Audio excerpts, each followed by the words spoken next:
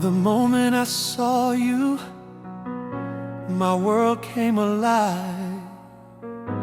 A flame was lit and love survived. Through every trial, through every storm.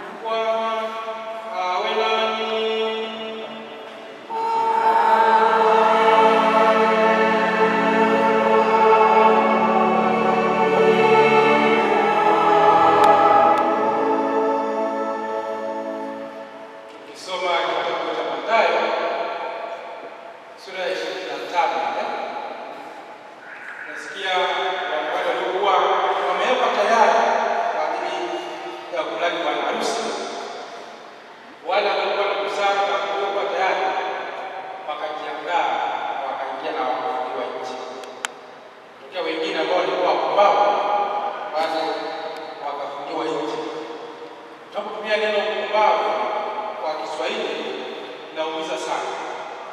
Nasema haya kwa sababu leo kuna wanandoa wengine ambao walikuwa kukaa kwa ule sijawaona, lakini wale ambao walikuwa wamejiandaa kama wamefika tayari. Kwa hiyo tunapigieni halo na mzaki hapo.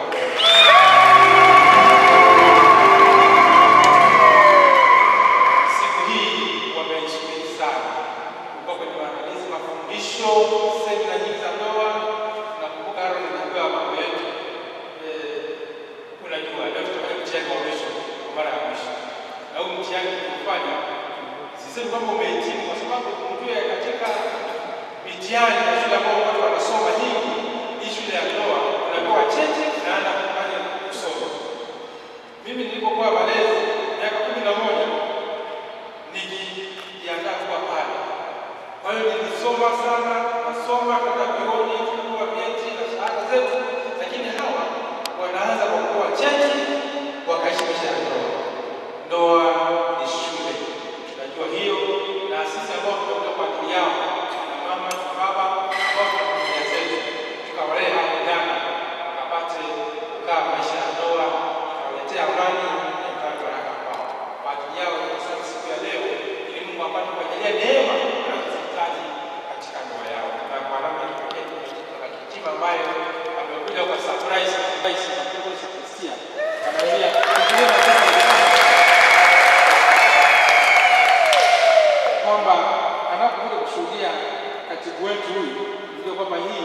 thamani kubwa sana. Tunahitaji basi kuwa mashuhuda kwamba hii ndoa ina uzito mkubwa sana. Nikapata gari pale nikasema, kuna gari ya kiaskofu hapa leo, nikapata ya Faragitima. Kwa hiyo tujue kwamba hapa wenzako kuna kazi ya kufanya, kwamba sisi tumekuja kushuhudia, lakini siku basi kuona na shule zingine, mkumbuke kwamba mashahidi walikuwa wengi, kwa yetu hapa wamekuja na wageni ambao wamekuja kwa ajili ya kushuhudia ndoa yenu. Mkajaribu kuvumiliana, kujaribu basi kupendana. Basi tukiri dhambi zetu ili tusaidishe kuadhimisha fumbo.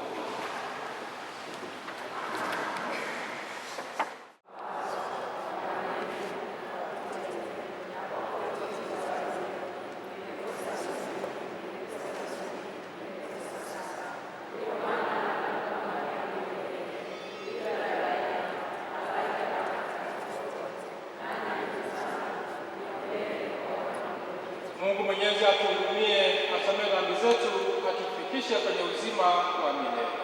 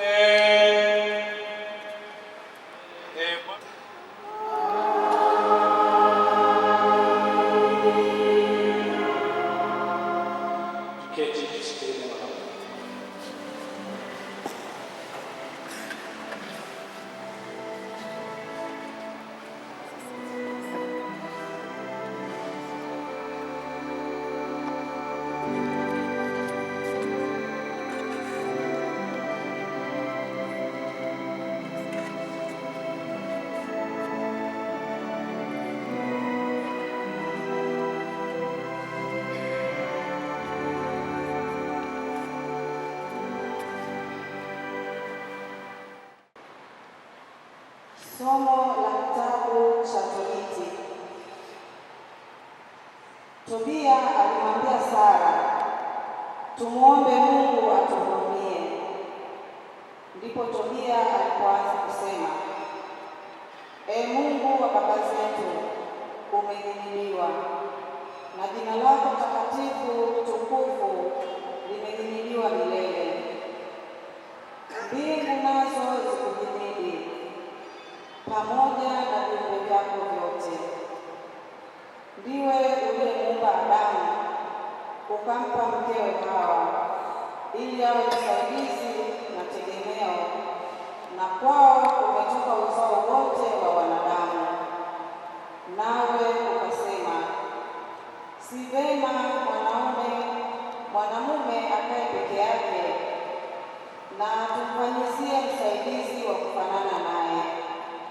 Na sasa, Bwana, simtwai huyu ndugu yangu kwa ajili ya tamaa, bali katika kweli.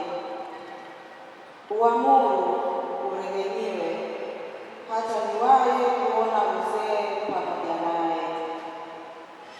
Sara akasema pamoja naye, amini. Neno la Bwana.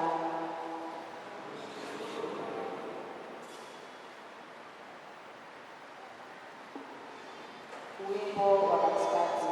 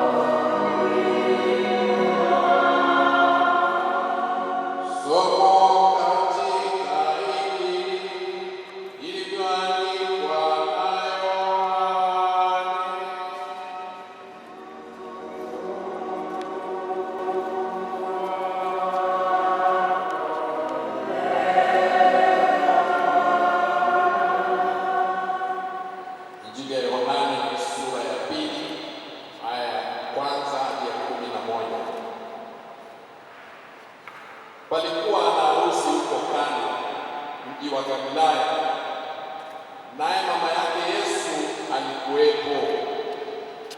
Yesu naye alikuwa amealikwa harusini pamoja na wanafunzi wake. Hata divai ilipowatimia, mama ya Yesu akamwambia, hawana divai.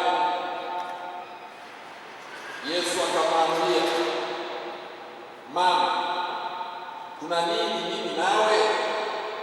Saa yangu haijawadia. Mamaye akamwambia, waambie watumishi, lolote atakalowaambia fanyeni. Basi kulikuwako huko mabalasi 6 ya mawe, nayo yamewekwa huko kwa desturi ya Wayahudi ya kutawala, kila moja lapata kadri ya zio 2-3. Yesu akawaambia, jazeni mabalasi maji. Nao wakayajaliza hata juu. Akawaambia, sasa tekeni mkampelekee mkuu wa meza. Wakapeleka. Naye mkuu wa meza alipoyaonja yale maji yaliyopata kuwa divai, wala asijue kutoka, lakini watumishi walijua, wale walioyateka yale maji. Yule mkuu wa meza alimwita bwana harusi akamwambia, kila mtu kwanza huandaa divai iliyo njema, hata watu wakisha kunywa sana ndipo huleta ile iliyo dhaifu. Wewe umeiweka divai iliyo njema hata sasa. Mwanzo huo wa ishara Yesu aliufanya huko Kana ya Galilaya, akaudhihirisha utukufu wake, nao wanafunzi wake wakamwamini. Neno la Bwana.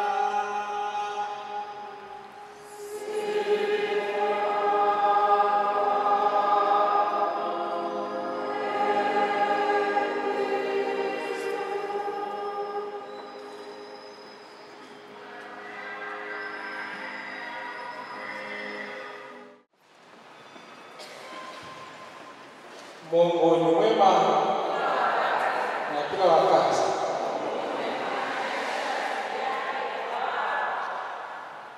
Siku hii ya leo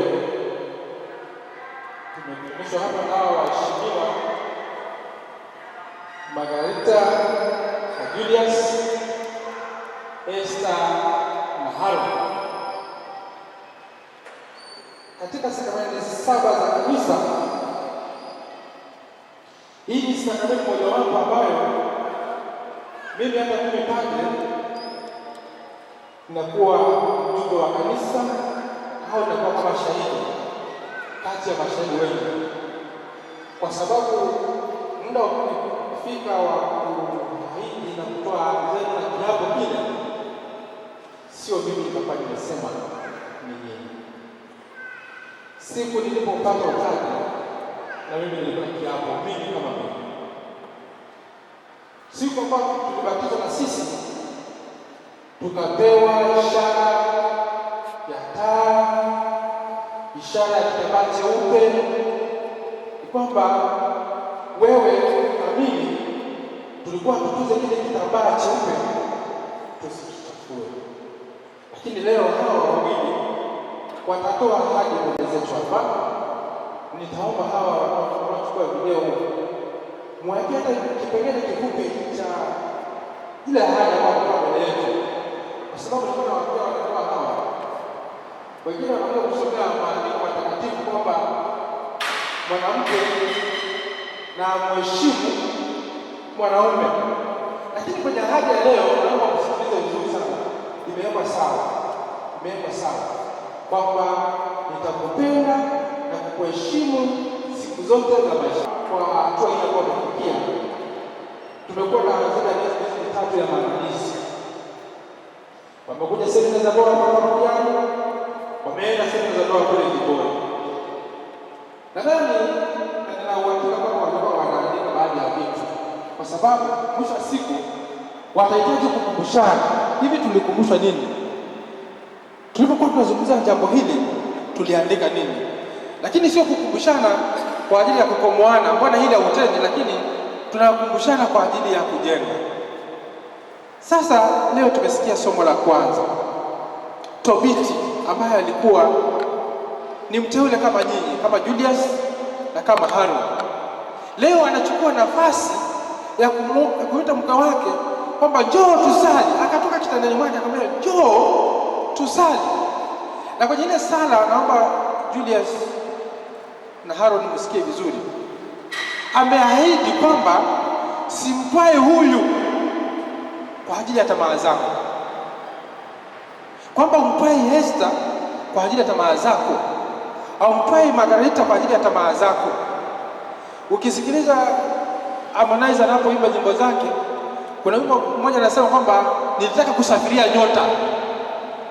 Unajua kuna wengine, nilikuwa na kesi ya ndoa jana, wamekuja ofisini kwangu, ananiambia huyu alinioa kwa sababu ya familia yangu, kwamba sisi ni matajiri. Naomba hili ni mojawapo ya tamaa.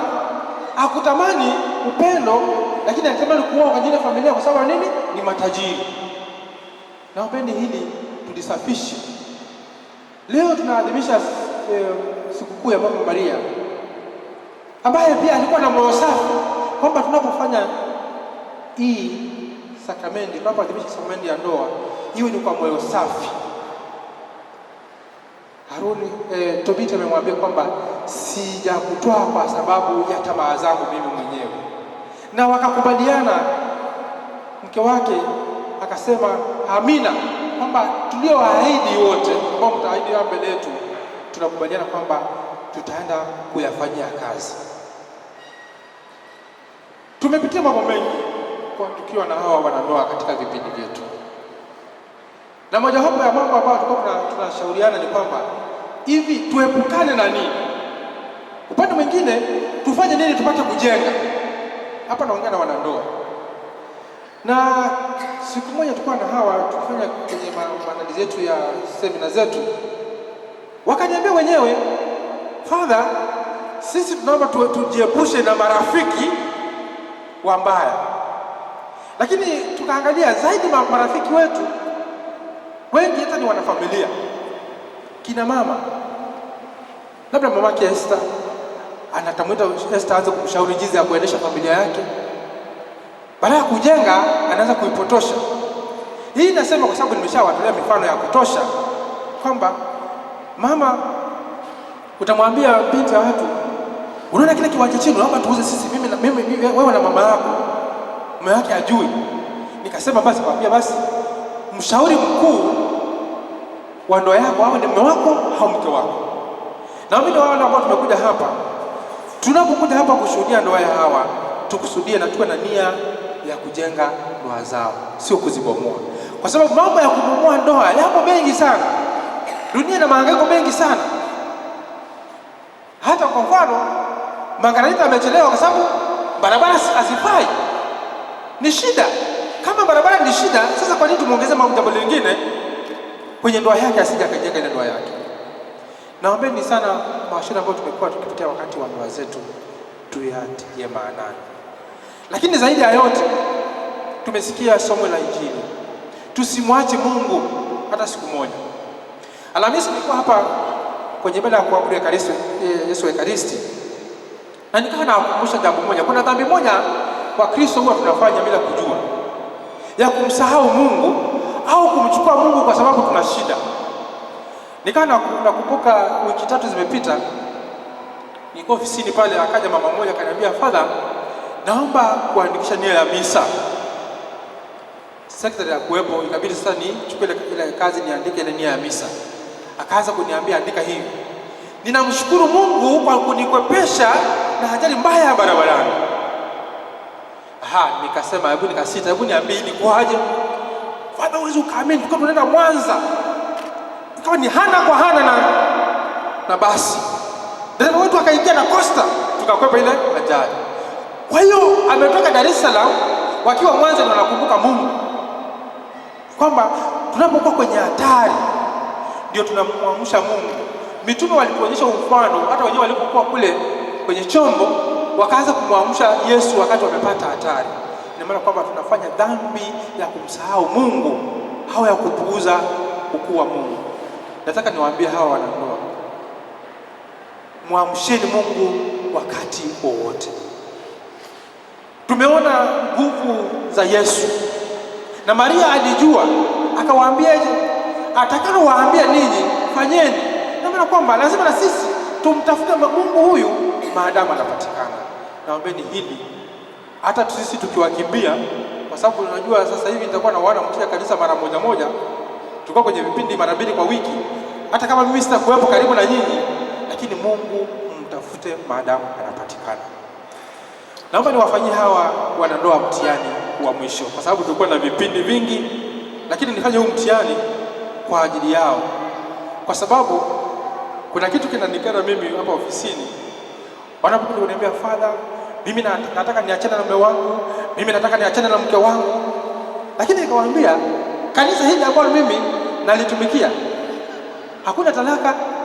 Na sababu ni nini Father? Mbona watu tumeziguana huko, tumechoka? Nikamwambia sasa, popote pananyesha, ukiacha huyu utaenda kwa mwingine upata na shida zake. Kwa mwisho wa siku, kabla ufe, tumekupa vitu vingapi? Kama 6. Utao mmoja mwaka huu, miaka 5.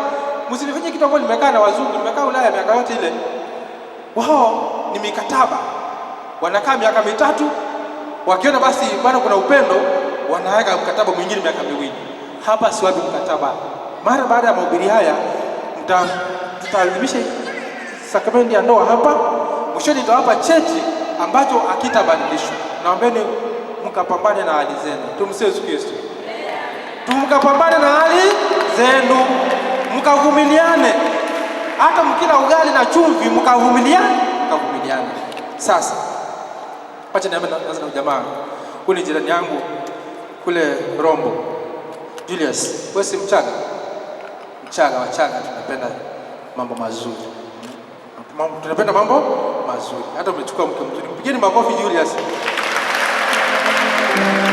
Sasa Julius, tuongee kama ndugu sasa, tunafahamiana. Unapenda chakula gani kama Mchaga? Mimi pia asili yangu ni Mchaga. Unapenda chakula gani sana? Ndizi na nini? Na nyama. Pigeni makofi. Napenda ndizi na nyama. Tunawajua na mbege, sio? Leo kuna mbege jioni, sio? Aha, Margarita. Na wewe sio huko. Unapenda hicho? Ndizi na nyama? Okay, sawa. Nataka nitoe ahadi mbele ya hawa hapa. Acha tuende na hao wengine. Ndizi nyama. Aaron, hivi wewe ni Mwahaya ama ni kabila gani? Mnyaba. Mnapenda nini kule? Mimi ni Mkamba. Sisi tunapenda makande. Yaani ukipika makande Jumatatu, Jumapili makande. Wewe unapenda chakula gani? Mimi Mchaga. Ndizi na nini? Ndizi na nyama. Hawa watu wana mambo yao, Esther, wewe kula kitu tofauti bado.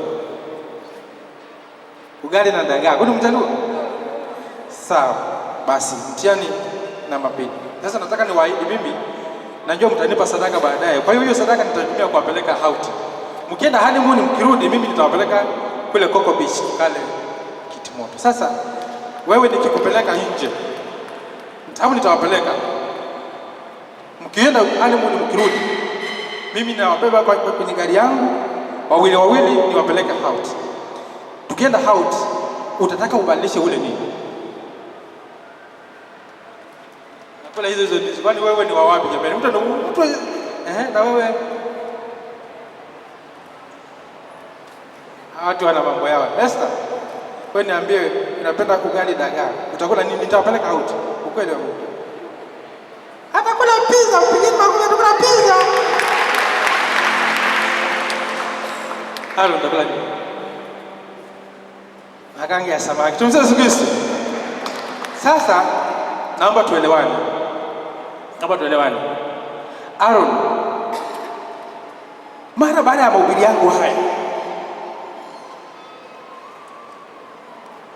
mahubiri yangu haya, nitakupa ugali dagaa, na huu ugali dagaa utakula maisha yako yote. Tumsifu Yesu Kristo. Hakuna kubadilisha, hakuna nini. Kwa hiyo umefeli mtihani hapa, lakini naomba mtihani usifeli siku nyingine. Hakuna mtu mwingine nitakupa, ni huyu peke yake. Na wewe Esther, hakuna mambo ya pizza. Pizza haipo tena, ni ndizi na nyama. Pigeni makofi kwa sababu tunakubali kufanya jambo hilo. Na nyinyi ambao mmepita mtihani, ole wenu, ole wako wewe Julius, nikupate unaenda kutafuta kiti moja, tutapatana. Hiyo kesi nikiipata, hii napeleka kwa baba askofu mkuu. Kwa hiyo ni ndizi nyama siku zote za maisha yako. Jipigie makofi. Kwa sababu nasema maneno haya, nilikuwa ninaongea kwa mafumbo tu, lakini mshanielewa.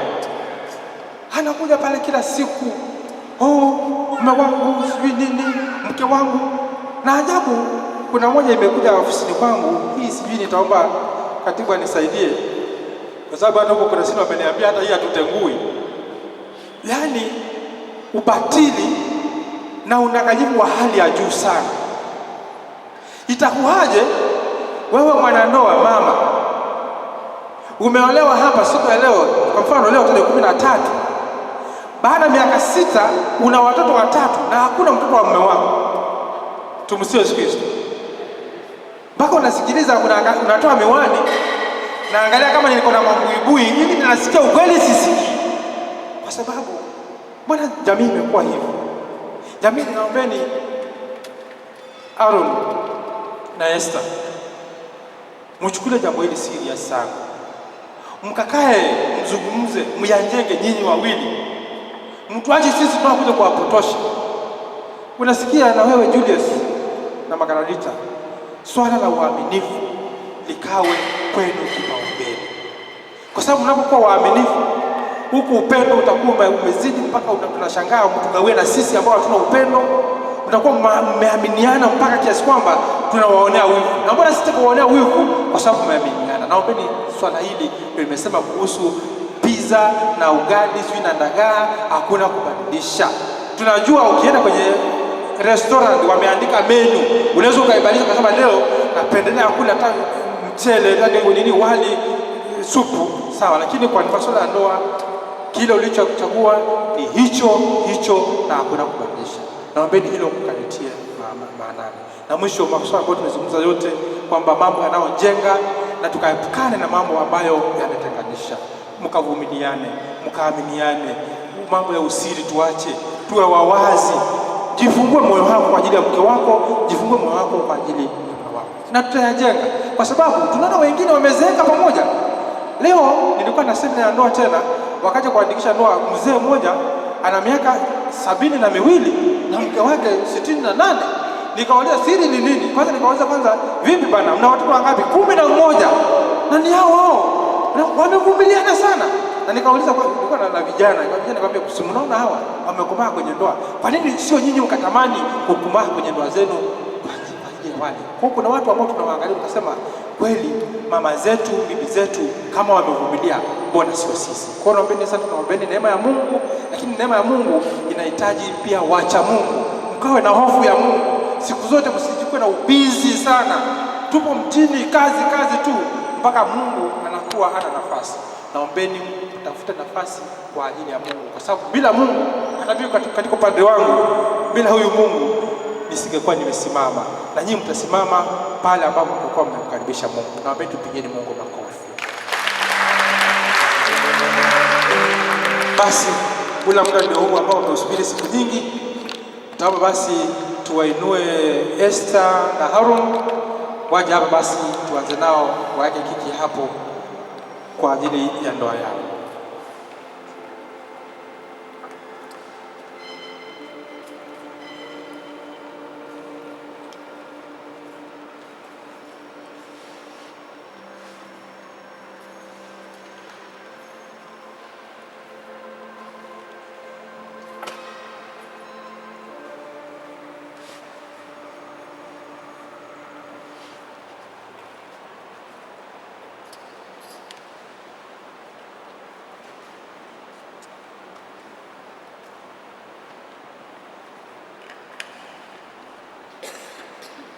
Ndugu zangu wapenzi, mmefika hapa kanisani hili mapendo yenu yapate kutiliwa muhuri.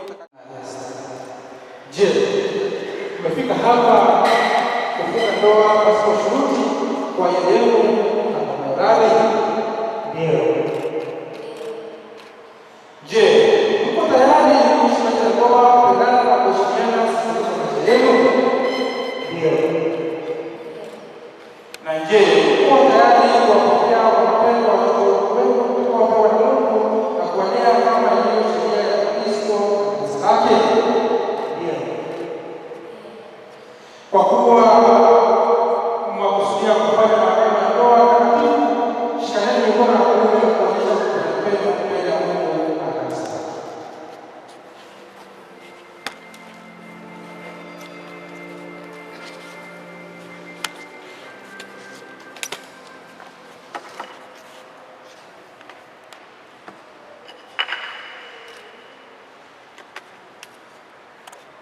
Mimi Aaron Salvatore Chino nakupokea wewe Esther Yohana uwe mke wangu, na ili kuwa mwaminifu wako katika raha zake, katika magonjwa ya afya, kusudi nikupende na kukuheshimu siku zote za maisha yangu.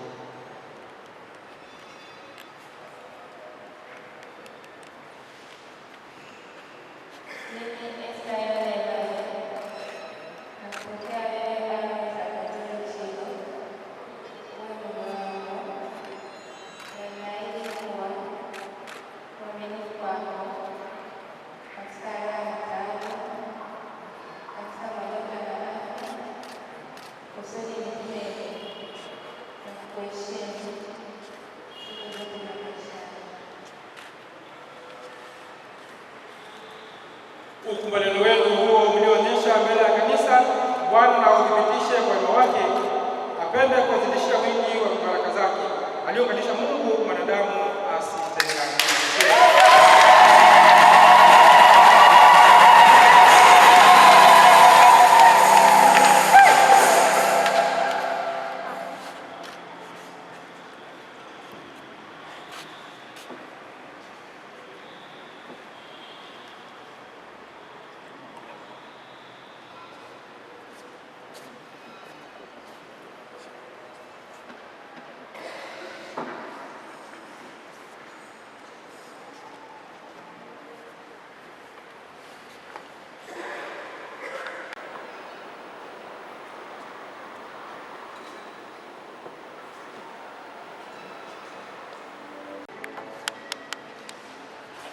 Bwana azibariki pete hizi zitakazoonekana ziwe ishara ya mapendo na uaminifu.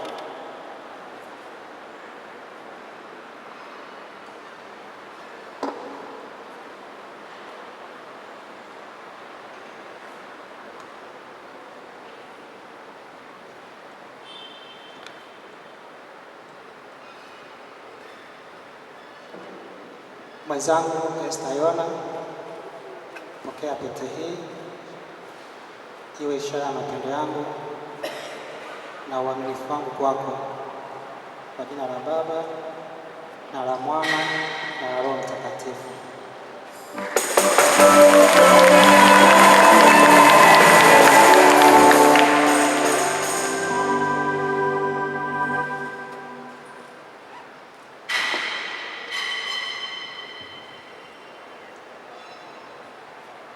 Mwenzangu Aaron Salvatore, pokea pete hii iwe ishara ya mapendo yangu na uaminifu wangu kwako, kwa jina la Baba na la Mwana na la Roho Mtakatifu.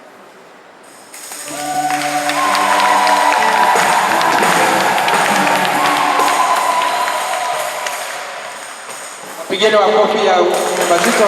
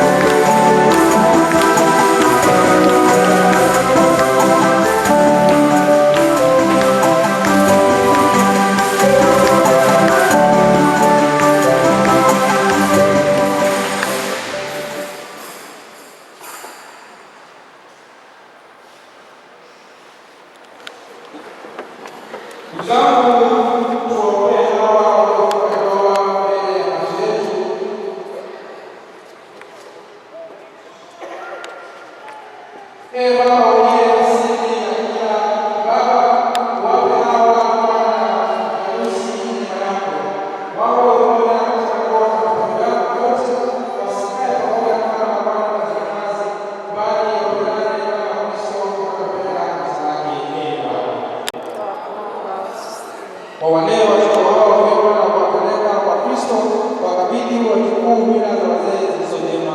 Bwana, nyumba zao ziwe kanisa dogo, familia zao ziwe msingi wa taifa letu. Bwana,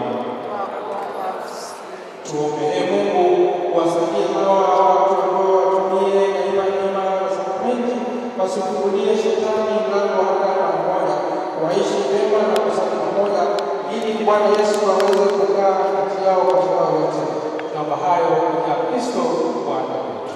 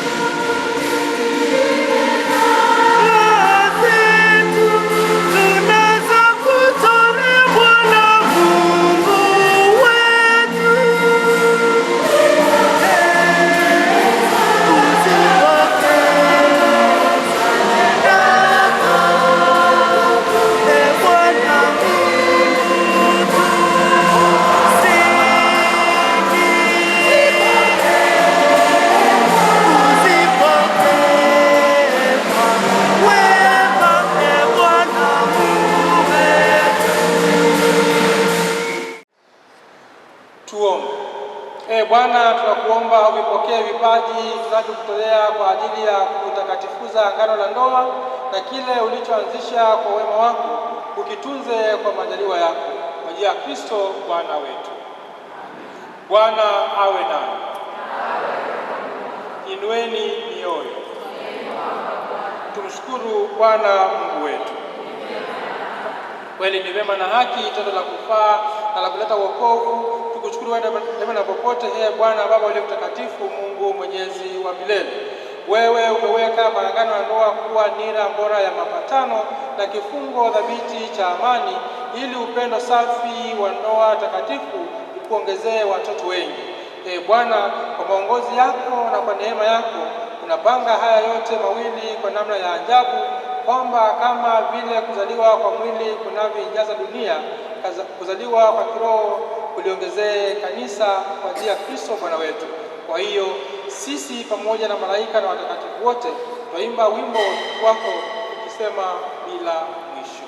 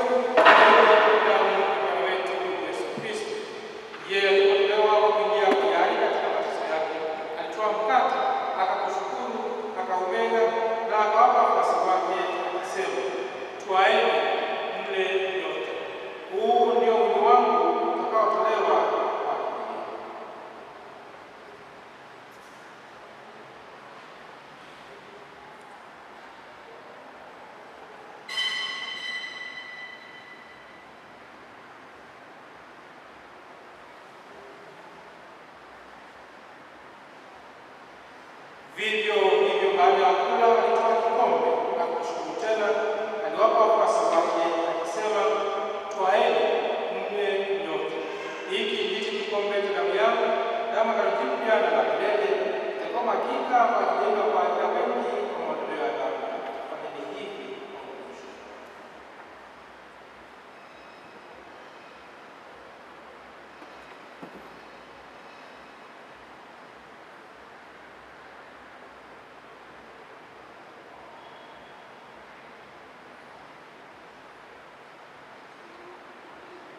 Tangaze fungo la imani. Bwana, tunatangaza chako na kutukuza wako. Kwa hiyo Bwana, tunapoadhimisha ukumbusho wa kifo na kufufuka kwa Mwanao, tunatolea mkate wa uzima na kikombe cha wokovu. Tunakushukuru kwa kuwa umetustahilisha kusema mbele yako na kutumikia. Pia tunakusihi kwa unyenyekevu, ili kwa kushiriki mwili na damu ya Kristo Roho Mtakatifu upate kuwa Baba. Bwana, ulikumbuke kanisa lako liloenea kote duniani, ulikamilishe katika mapendo pamoja na Baba Mtakatifu wetu Leo wa 14 na askofu wetu mkuu Yuda Thaddeusi Ruwa'ichi na askofu msaidizi Henry Mchamungu na wakileo wote. Bwana wakumbuke pia watumishi wako Aaron na Esther, Julius na Marita ambao umewajalia waifikie siku ya ndoa yao, kusudi kwa neema yako wadumu katika kupendana na amani. Wakumbuke pia ndugu zetu waliofariki dunia wakiwa na tumaini la ufufuko, na marehemu wote waliofariki dunia katika huruma yako, wapokee kwenye nuru ya uso wako.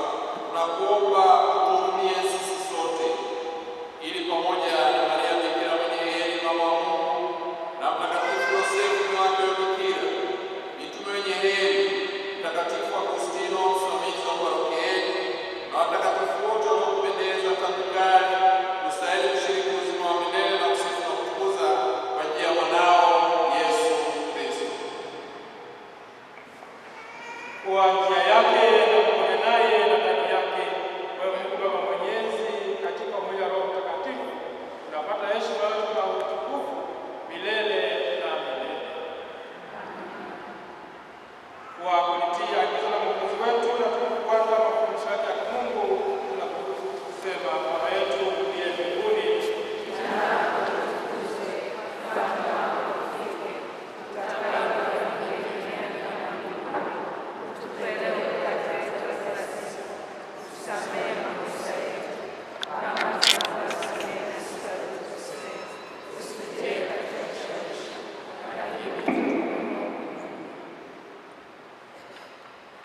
ndugu wapenzi, tumuombe mwenyekevu Bwana awamiminie kwa wingi baraka na neema zake watumishi wake hawa waliofunga ndoa katika Kristo, nao waliounganisha kwa agano takatifu,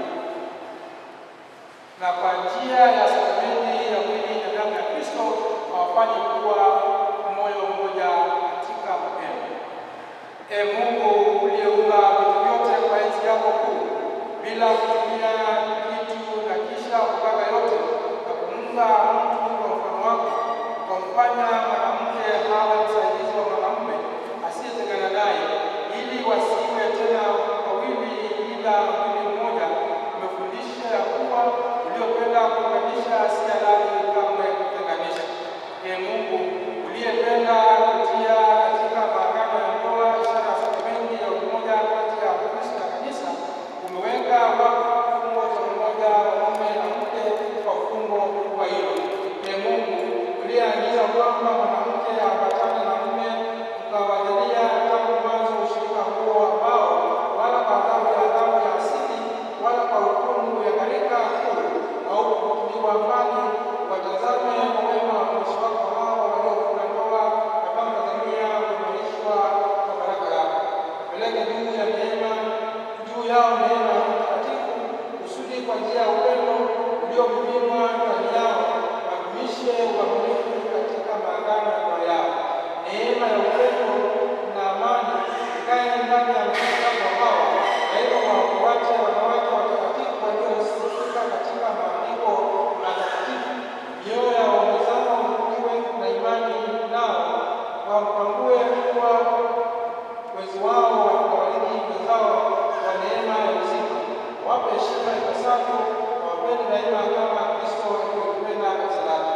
Sasa Bwana, tunakuomba hawa watumishi wako wadumu imara katika amani na amri zako, wakae ulimwa, watambulikane kwa tabia yao njema, Injili watie nguvu, wamshuhudie vyema Kristo kwa watu wote. Wao wanaenda kuzaa, wao wazazi waliokomaa katika fadhila, wote wajaliwe kuona watoto wao baada ya kufikia uzee wanaotamani, mwisho wafikie uzima wa milele na ufalme wa mbinguni, kwa njia ya Kristo Bwana. Amani ya Bwana iwe nanyi daima. Basi tupeane.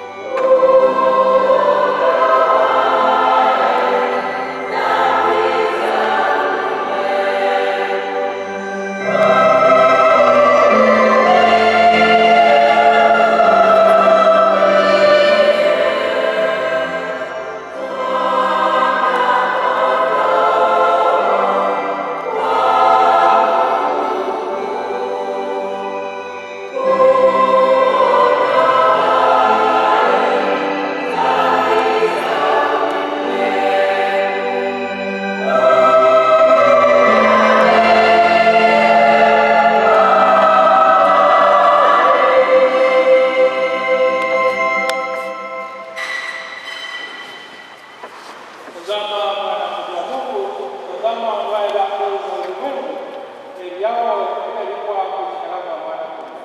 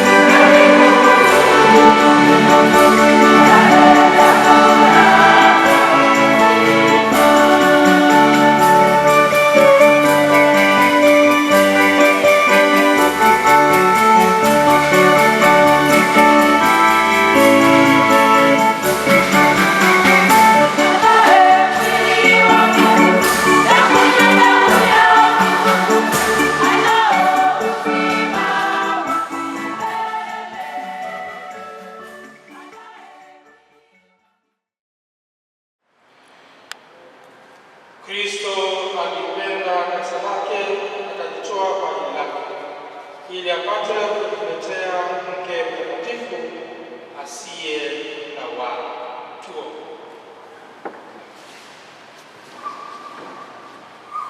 Ee Bwana, kwa nguvu ya sadaka hii usindikize kwa fadhila zako ulichoanzisha kwa maongozi yako, ili hawa uliowaunganisha katika muungano mtakatifu uwajalie wawe moyo mmoja katika mapendo kwa njia ya Kristo Bwana wetu. Amen.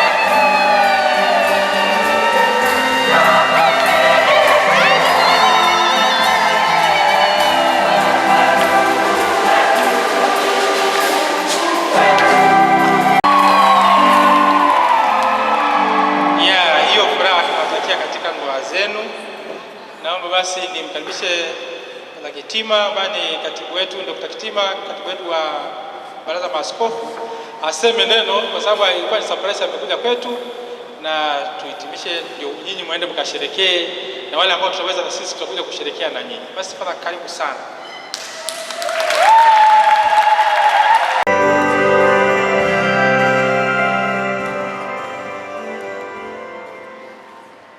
Kristo imani letu. Jamani, vijana wetu wanapendeza.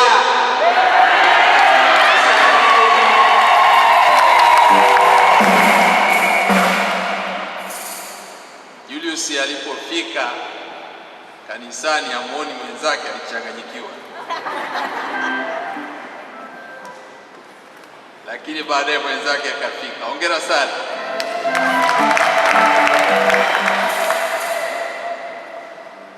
Basi mimi nimefika. Baba yetu Albanus, padri wetu, aliadhimisha misa hii na hawa wakaadhimisha sakramenti ya ndoa. Sakramenti ya ndoa inaadhimishwa na wanandoa wenyewe wawili, ndio wanaoadhimisha ndoa, sakramenti kama njia ambayo Yesu ameiweka, watu wawili waishi kama mume na mke, baba na mama, na watakatifuzane waweze kufika mbinguni.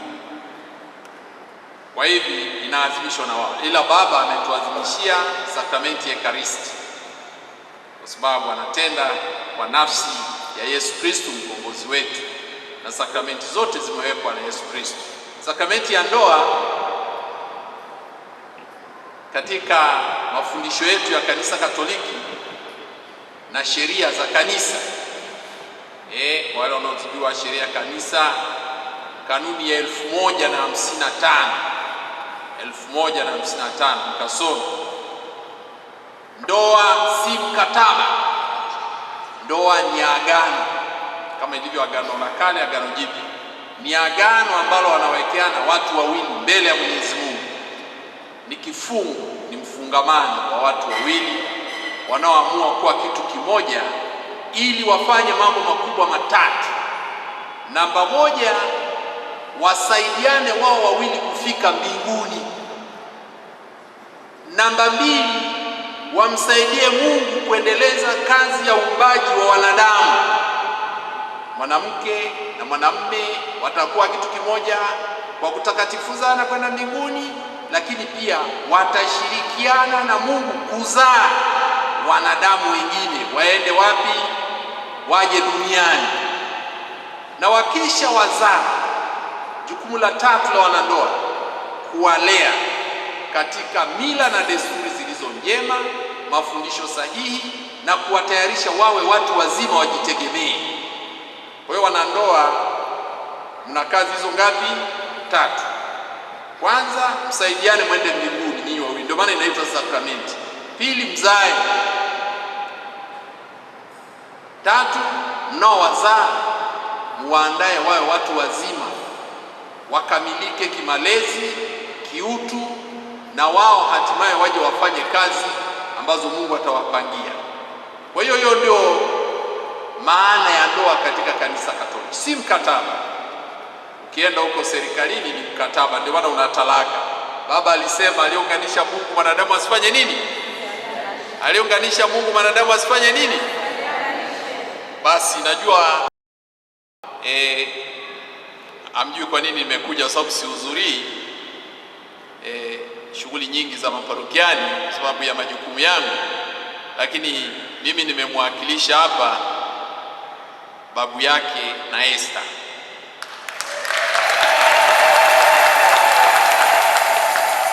Babu yake aliyemzaa mama yake, yeye kwa kweli kwenye ukoo wao ndio mama yangu anakotokea huko.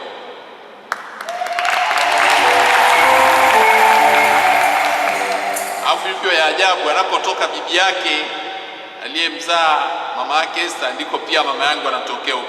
Tena wanaitana mama binamu. Na amefika yuko pale, Aliponipigia simu nilimhurumia sana,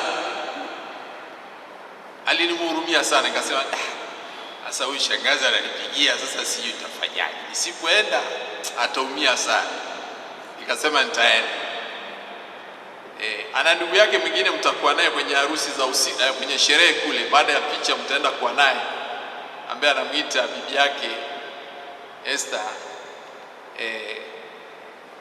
anamwita shangazi, mtakuwa naye. Naye tulikuwa na majukumu huko kwenye baraza mengi. Nikamwambia bwana, wewe endelea nayo, ngoja mimi niwahi huku nikawaone hao kwenye altare ya Bwana. Kwa hivi nashukuru. Ila baba padri, kilivyo cha ajabu, babu yake na Esther ni wasomi wa kwanza wa vyuo vikuu katika parokia yetu.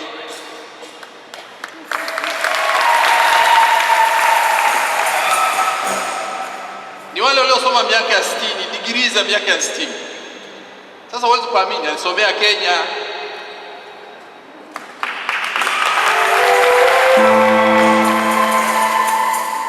Wakati ule Tanzania hatukuwa na chuo kikuu kinachotoa digrii aliyopenda. Babu yake na Esther ni mwanasayansi, kwa hiyo ilibidi akasomee Kenya. Alipelekwa na serikali ya Tanzania kwenda kusoma Kenya.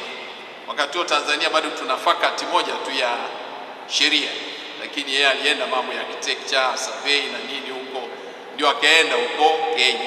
Sasa leo ilivyo ajabu, na wewe unakuja kushuhudia mjukuu wake akifunga ndoa hapa. Tunakushukuru sana baba padri.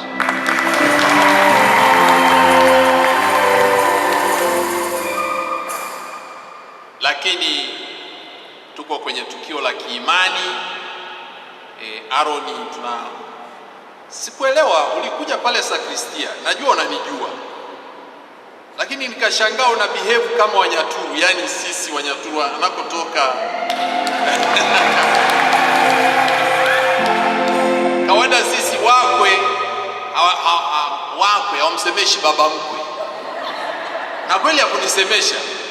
Anasema Father, tumsifu Yesu Kristo. Huyo hakujitambulisha.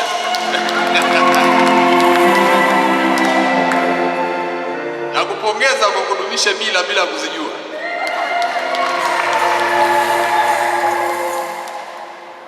Ila bibi umsalimie tu, bibi yuko pale. Bibi msimame, njoo hapa bibi. Najua tena.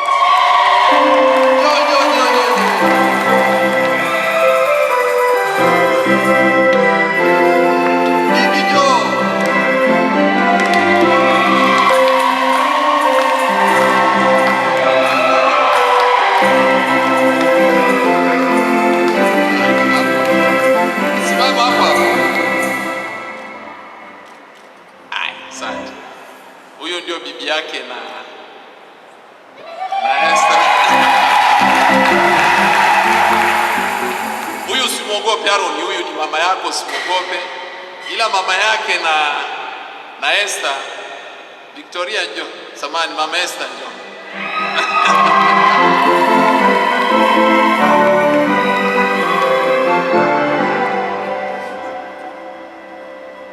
Aya, mbaki basi, bibi baki hapo. Anazoea Kinyaturu, ndio shida. Ukiongea Kiswahili, ni mwalimu lakini anashangaa Kiswahili alishasahau. Sasa ila Aaron huyu usimshike mkono, nasikia ukiwa unaenda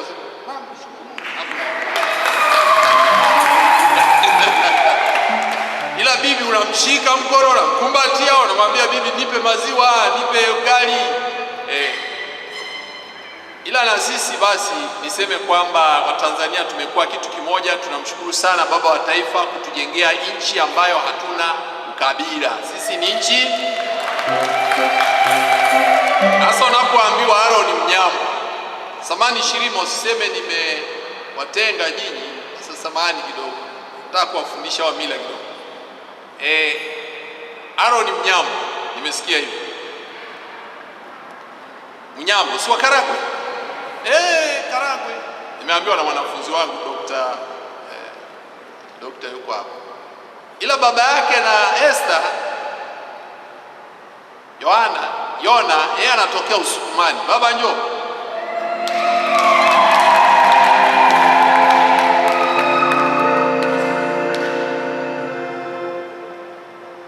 Haya, unaona anavyomkwepa baba mkwe. Hawezi kukaa. Mila yetu kali sana. Huyu amelelewa Kinyaturu original bibi huyu. Sasa bibi sijui hawa wajukuu bibi huyu atawahitaji. Utaita kabila gani bibi mama? Waswahili. Kristo. Kwa taarifa yenu, katika mkoa wa Singida waliokaribisha kanisa Katoliki mwaka 1908 ulikuwa ni ukoo wa kina bibi huyu na babu yake huyu.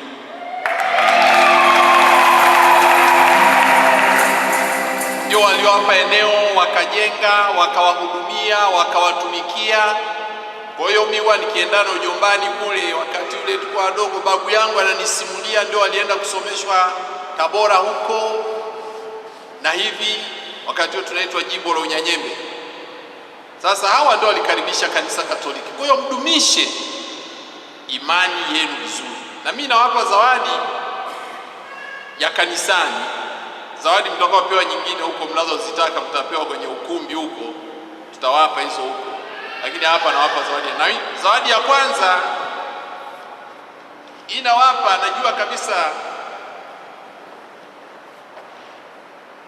Mzee Kiemi angekuwepo hapa angewapa hizo zawadi, na kwa sababu nyinyi mlifuata mila na desturi za Mzee Kiemi za kupenda kusoma, basi nawapa zawadi ya kwanza, misale ya waumini.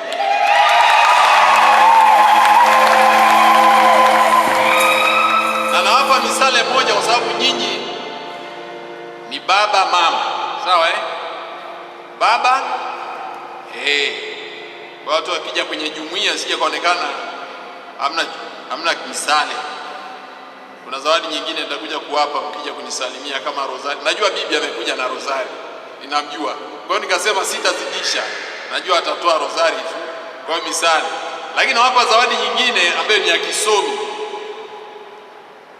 Muishi katika shughuli zenu kama Wakatoliki.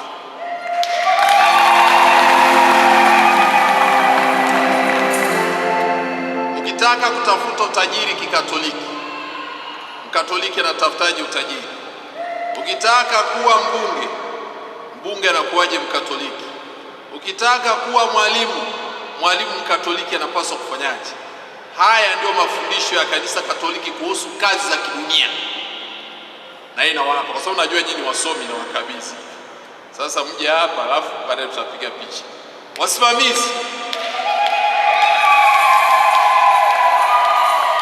Wasimamizi, mkae kwanza niwaseme kidogo.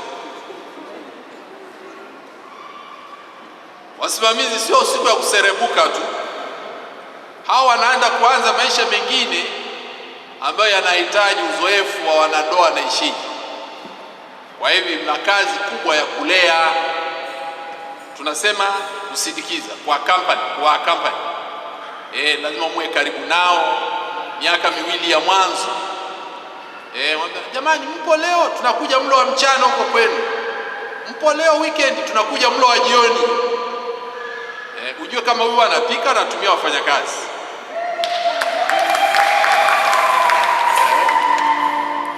Aaron, sisi Wanyaturu, huyu ana mila za Kinyaturu na Kisukuma. Wanaume huwa hatuoshi vyombo jikoni, kwa hiyo akaoshe peke yake. Usije ukaanza kuosha vyombo, bibi atakupa adhabu. Kwanza uruhusiwi kuingia jikoni. Kwa hiyo mila, uzuri wa Sukuma na Wanyaturu tunakutana kwenye ufugaji.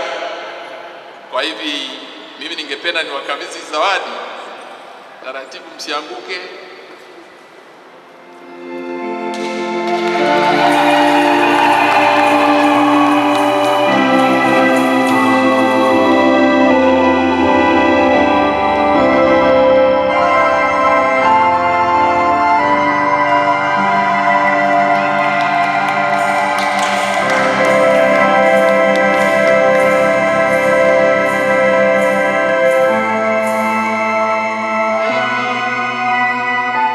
Ninachowapa ambacho nimewaambia mafundisho ya kanisa Katoliki juu ya maisha ya kijamii, kiuchumi uchumi, siasa, mazingira, yote yale yanayohusu maisha ya kidunia huko nje ya altareni yanaitwa Compendium of the Social Doctrine of the Church.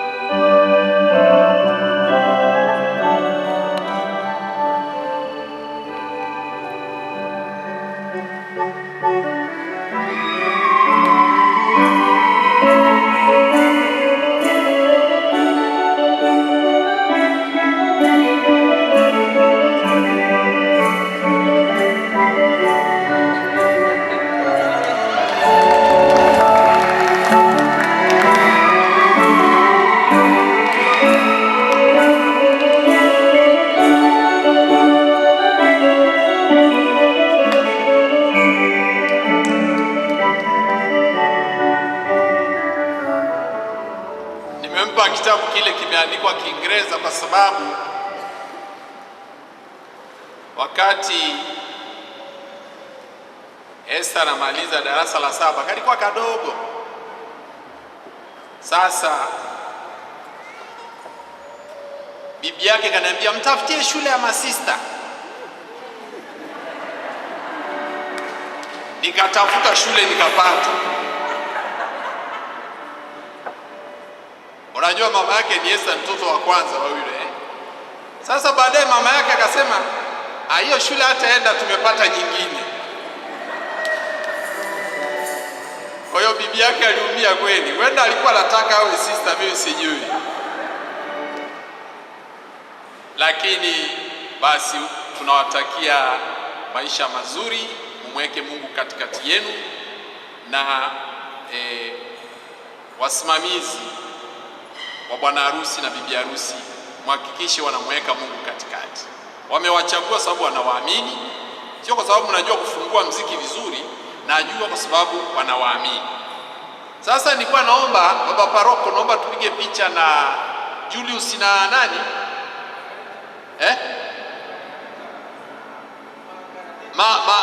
Margarita. Margarita njoo.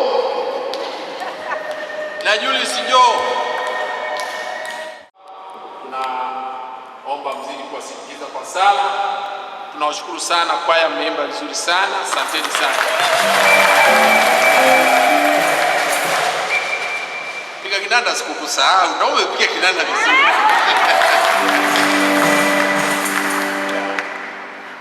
Baba, tunakushukuru sana. Asante sana kuwabariki watoto wetu na kushuhudia kwa niaba ya kanisa agano walioweka na Mungu, agano kati yao na agano na Mungu wao. Tunakushukuru sana baba padri. Baada ya hayo, niwatakie waumini wote kila jema, tuendelee kuimarisha kanisa letu. Kristo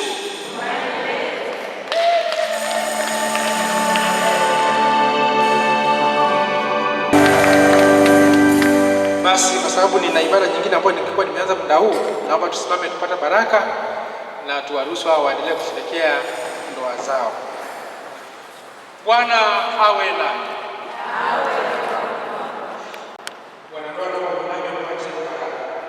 Mungu Baba wa milele awahifadhi katika umoja na mapendo kati yenu, kusudi amani ya Kristo ikae nanyi na idumu daima katika nyumba zenu. Amina. Mpate baraka ya watoto, faraja ya marafiki na amani ya kweli kwa wote. Mwe mashahidi wa mapendo ya Mungu ulimwenguni, kusudi wenye huzuni na wahitaji wafaidi ukarimu wenu, na wahitaji na hatimaye kwa moyo wa shukrani wapokee katika makao ya milele ya Mungu. Nanyi nyote mliokusanyika hapa, awabariki Mungu Mwenyezi, Baba, Mwana na Roho Mtakatifu. Amina. Nendeni na amani.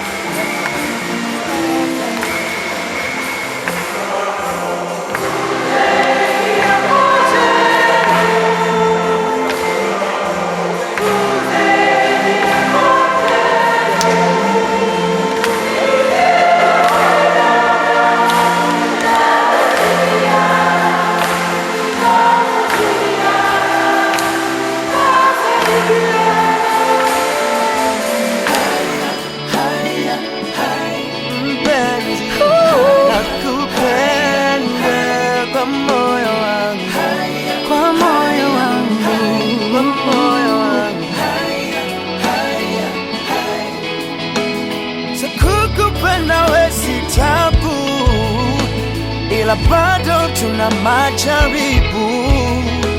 Neno lako kuwa unanipenda, je, litasimama? Halitatikisika.